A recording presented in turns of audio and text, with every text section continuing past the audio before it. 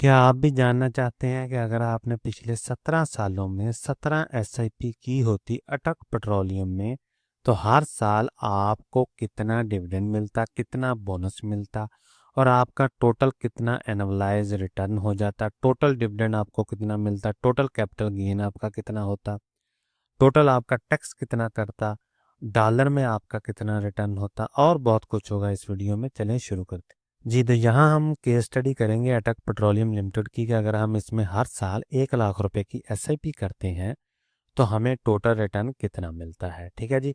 और प्राइस जो हम वो सिलेक्ट करेंगे वो हर साल की हाईएस्ट प्राइस होगी, ना कि लोएस्ट या एवरेज प्राइस, ताकि हमें एक वर्स्ट केस सिनेरियो में पता चल सके कि इस कंपनी ने हमें पास में कितना रिटर्न दिया है। तो ठीक है जी, 2009 से शुरू करते हैं। 1 लाख रुपए इन्वेस्ट करेंगे, 405 हाईएस्ट प्राइस है, शेयर हमें मिलते हैं 247। दो डिविडेंड देती है ये कंपनी 2009 में, एक 10 रुपये का और दूसरा 15 रुपये का, जिसकी वैल्यू बनती है 2700 तक, 2400 और तकरीबन 3700 बगैर टैक्स के। टैक्स की बात हम लास्ट में करेंगे। इसी तरह 2010 में दोबारा हम 1 लाख रुपए इन्वेस्ट करेंगे, 377 हाईएस्ट प्राइस होती है, 265 हमें शेयर मिलते हैं।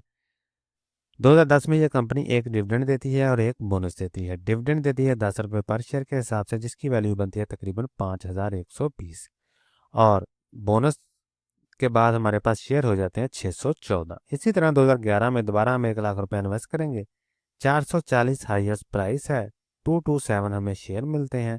दो डिविडेंड अनाउंस करती है 2011 में ये कंपनी, 11.5 रुपये का और 30 रुपये पर शेयर के हिसाब से, जिसकी वैल्यू बनती है 9600 और 25,000 रुपया। इसी तरह 2012 में दोबारा हम 1 लाख रुपया लगाएंगे, 530 हाईएस्ट प्राइस है, 188 हमें शेयर मिलते हैं। और 2012 में ये कंपनी दो डिविडेंड देती है, 17.5 रुपये का और 32.5 रुपये का, जिसकी वैल्यू बनती है 18,000 और 33,000। इसी तरह 2013 में दोबारा हम 1 लाख रुपया लगाएंगे, 606 हाईएस्ट प्राइस होती है 2013 में, 165 शेयर हमें मिलते हैं। 2013 में ये कंपनी हमें एक डिविडेंड देती है और एक बोनस देती है। डिविडेंड जो है वो 45 रुपीज़ पर शेयर के हिसाब से होता है, जिसकी वैल्यू बनती है 53,000, जो कि हम बैंक अकाउंट में रिसीव करते हैं। इसी तरह बोनस के बाद हमारे पास शेयर हो जाते हैं 1433। 2014 में दोबारा ये इस कंपनी में हम 1 लाख रुपया लगाएंगे, 610 हाईएस्ट प्राइस है, 164 हमें शेयर मिल जाते हैं। 2014 में ये कंपनी दो डिविडेंड अनाउंस करती है, 17.5 रुपये का पहला और 30 रुपये पर शेयर के हिसाब से दूसरा, जिसकी वैल्यू बनती है 27,000 और 47,000। इसी तरह 2015 में दोबारा हम 1 लाख रुपया लगाएंगे, 600 हाईएस्ट प्राइस है, 167 शेयर मिलेंगे। टोटल शेयर हमें हमारे पास हो जाएंगे 1764। 2015 में ये कंपनी दो डिविडेंड देती है, 12.5 रुपये का और 22 रुपये पर शेयर के हिसाब से, जिसकी वैल्यू बनती है 22,000 और 38,000। तो आपने देखा कि 2015 तक कैसे 2009 से लेके हर साल हमारा डिविडेंड जो है वो कितना आ रहा है और हमारे पास शेयर जो है वो कितने हो रहे हैं। इसी तरह 2016 में दोबारा हम 1 लाख रुपया इन्वेस्ट करेंगे, 730 हाईएस्ट प्राइस है, 137 हमें शेयर मिलते हैं। टोटल शेयर हो जाते हैं 1901। 2016 में यह कंपनी दो डिविडेंड देती है, 15 रुपये पर शेयर के हिसाब से और 25 रुपये पर शेयर के हिसाब से, जिसकी वैल्यू बनती है 28,000 और 47,000। इसी तरह 2017 में दोबारा 1 लाख रुपया इन्वेस्ट करेंगे, 764 हाईएस्ट प्राइस होती है, 131 शेयर मिलते हैं हमें।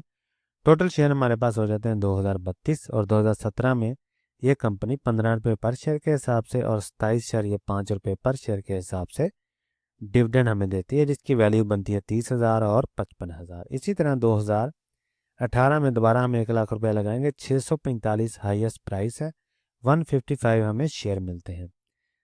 2187 हमारे पास शेयर हो जाते हैं। डिविडेंड हमें मिलता है 15 रुपये पर शेयर के हिसाब से, जिसकी वैल्यू बनती है 32,000। और 2018 में ये कंपनी हमें एक बोनस देती है, बोनस के बाद हमारे पास शेयर हो जाते हैं 2624, और एक और डिविडेंड देती है 25 रुपये पर शेयर के हिसाब से, जिसकी वैल्यू बनती है 54,000। ठीक है जी। तो आप देख रहे हैं कि किस तरह हमारी जो प्राइस है वो हर साल कभी इंक्रीज कर रही है, कभी डिक्रीज कर रही है।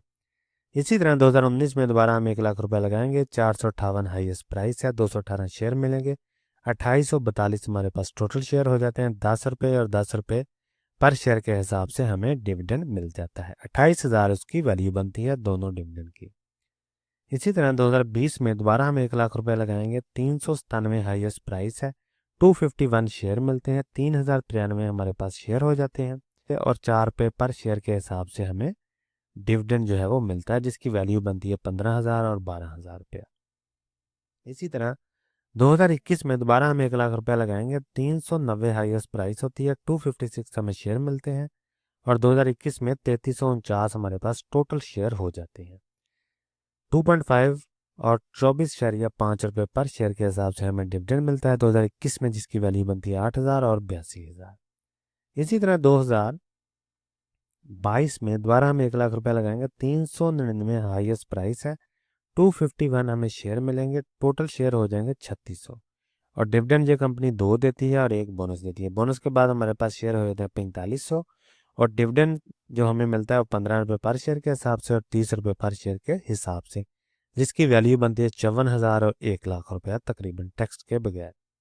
सिमिलरली 2023 में हम चलेंगे, 1 लाख रुपया इन्वेस्ट करेंगे, 420 हाईएस्ट प्राइस है, टोटल हमें जो शेयर मिलते हैं 238 हैं, टोटल शेयर जो हो जाते हैं वो 4738 है और 2023 में भी ये कंपनी हमें 2 डिविडेंड देती है, 12.5 रुपये और 15 रुपये पर शेयर के हिसाब से, जिसकी वैल्यू बनती है 59,000 और 71,000। इसी तरह 2024 में 1 लाख रुपया इन्वेस्ट करेंगे, 570 हाईएस्ट प्राइस है, 175 हमें शेयर मिलेंगे और डिविडेंड की मद में जो हमें टोटल रकम मिलेगी वो 49,000 और 85,000 मिलेगी, 10 रुपये और 17.5 रुपये पर शेयर के हिसाब से। इसी तरह 2025 में दोबारा हम 1 लाख रुपया लगाएंगे, 578 हाईएस्ट प्राइस है, 173 हमें शेयर मिलेंगे और 2025 में भी ये कंपनी 12.5 रुपये और 13 रुपये पर शेयर के हिसाब से हमें डिविडेंड देगी, जिसकी वैल्यू बनती है 63,000 और 66,000, क्योंकि हमारे पास जो टोटल शेयर हैं वो 5,086 हो जाते हैं। तो यहाँ तक हमने बात की कि 2009 से लेकर 2026 तक इस कंपनी ने हमें ईयर ऑन ईयर बेसिस पे कितना डिविडेंड दिया और कितना बोनस दिया। अभी हम बात करेंगे रिटर्न समरी की, जिसमें हम बात करेंगे टोटल रिटर्न की। तो हमारे पास टोटल शेयर हो जाते हैं 5,086, प्राइस है 24 फेब को 573। आप तक जब ये वीडियो पहुंचे हो सकता है उस वक्त प्राइस जो है वो चेंज हो जाए। तो इसकी जो पाकिस्तानी रुपीज़ में वैल्यू बनती है वो तकरीबन 29 लाख रुपया बनती है। कॉस्ट बेसिस हमारी है ये 17 लाख की, क्योंकि हमने हर साल 1 लाख रुपए की SIP की है, तो हमारी जो कॉस्ट आई है वो तकरीबन 17 लाख की आई है। तो अनरियलाइज प्रॉफिट यानी आज अगर हम इस शेयर को सेल कर देते हैं तो हमारे पास जो प्रॉफिट आएगा वो तकरीबन 12 लाख का आएगा, 71%। तो डिविडेंड हमने आज तक लिया है तकरीबन 12 लाख का, जो कि बनता है 74%। और टोटल गेन हमें हुआ है जी 24 लाख रुपए का, 24,90,000 रुपये का, जो कि 146% में बनता है। एनुअलाइज रिटर्न हमारा बनता है 12.70।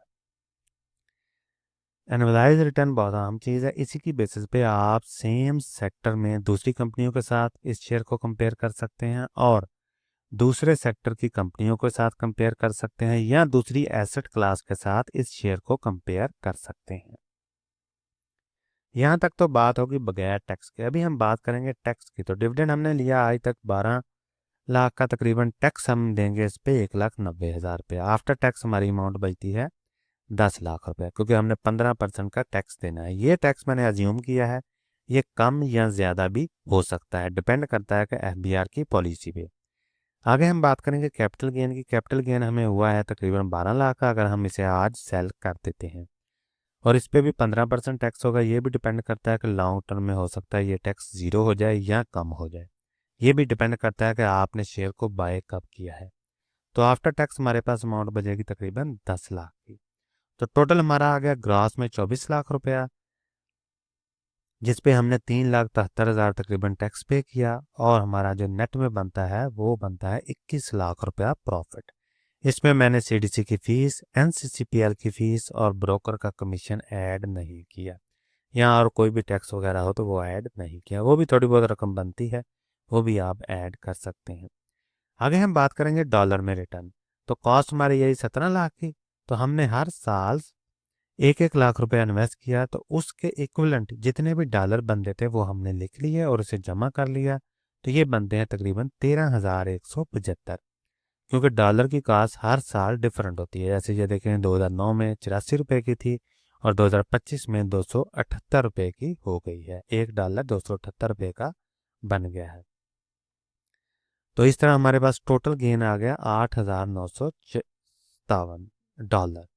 क्यों? क्योंकि टोटल गेन हुआ हमारा 24,90,000 का, जिसको हमने कन्वर्ट किया है डॉलर में आज के हिसाब से, जो कि वैल्यू बनती है तकरीबन $8,957। तो प्रॉफिट एंड लॉस टोटल हमारे पास आ गया 68% का। इन्फ्लेशन मैंने एडजस्ट नहीं की क्योंकि पास की हम बात कर रहे हैं, हिस्ट्री की प्राइस हम कंसिडर कर रहे हैं। तो अगर हम बात करेंगे फ्यूचर में तो फिर हम इन्फ्लेशन को ज़रूर एडजस्ट करेंगे ताकि हमें फ्यूचर की जो परचेजिंग पावर है उसका पता चल सके आज के हिसाब से। तो यहाँ तक तो हमने बात कर ली कि 2009 से लेके 2026 तक इस कंपनी ने हमें ईयर ऑन ईयर बेसिस पे और टोटल हमें कितना रिटर्न दिया, टोटल हमारा कितना टैक्स कटा, डॉलर में हमारा कितना रिटर्न बना।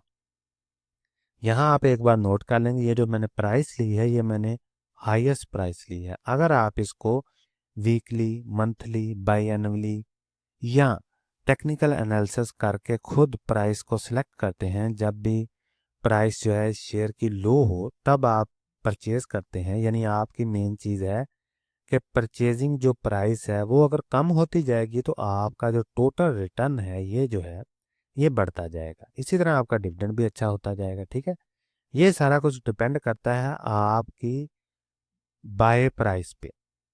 अगर आपकी बाय प्राइस जितनी कम होती जाएगी हर साल, उतना ही आपका रिजल्ट अच्छा आता जाएगा, आपका टोटल गेन जो है वो उतना ही अच्छा आएगा। ठीक है, तो इस जो जो केस स्टडी की है मैंने 2009 हिस्ट्री की, इससे एक बेनिफिट आपको ये भी होगा कि आप ये एनालिसिस कर सकते हैं कि इस कंपनी में अगर हम 17 साल इन्वेस्ट करते पिछले तो हमें ये रिटर्न मिलता है। तो इसी को आप कह सकते हैं कि अगर आप इसको फ्यूचर में भी ले जाएं, सेम फंडामेंटल रहें, सेम मुल्क के हालात रहें, सेम कंपनी के हालात रहें, तो फ्यूचर में भी आपको तकरीबन मिलता जुलता ही रिटर्न मिलेगा। शर्त यह है कि कंपनी के फंडामेंटल हर चीज़ जो है वो सेम ही रहे जैसे पिछले 17 सालों में है। तो ये देखें डिविडेंड तो देती है ये कंपनी, हर साल बोनस भी देती है, और रिटर्न आप खुद जो है वो कंपैरिजन कर लें। ये वीडियो एजुकेशन पर्पज़ के लिए है, कोई भी इन्वेस्टमेंट एडवाइस नहीं है। तो मिलते हैं अगली वीडियो में, तब तक के लिए अल्लाह हाफिज़।